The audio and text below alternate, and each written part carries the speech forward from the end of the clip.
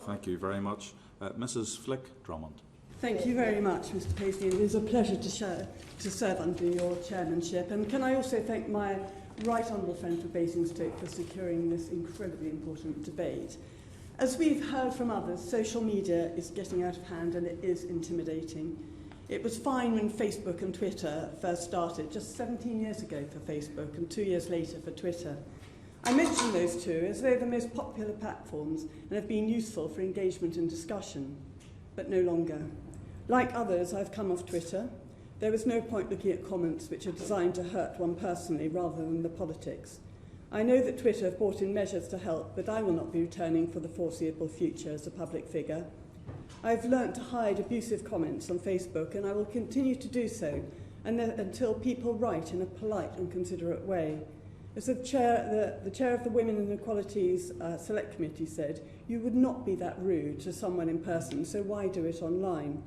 We are all open to criticism and accept that others do not agree with our views, but there are ways of doing it. My concern is that it's putting people off, especially women, entering public life. As my right honourable friend has already mentioned, the Fawcett Society sent us some figures this week stating that the number of women unlikely to stand as an MP has risen to 74% from 59% in 2019 and from 62% from 44% as a councillor. 69% cite abuse or harassment from the public or other parties as a reason for not pursuing a career in politics. This is appalling. If it carries on this trajectory, we will not be getting any women wanting to stand and go back to the days when men dominating our corridors of power, just when we were beginning to make inroads into female representation, even if it is only at 34%. The other point is that if a woman does raise her head above the parapet, it triggers even more abuse, and therefore many of us wonder if it's worth talking about a controversial topic. This is stultifying discussion, especially when the diversity from a woman's perspective is often helpful. The online harm bill will help, but we need more recognition that online abuse is harassment. It is affecting our workplace, our decision-making and well-being. It is not enough to say toughen up because you should expect to be tough as a public person. I've heard that before.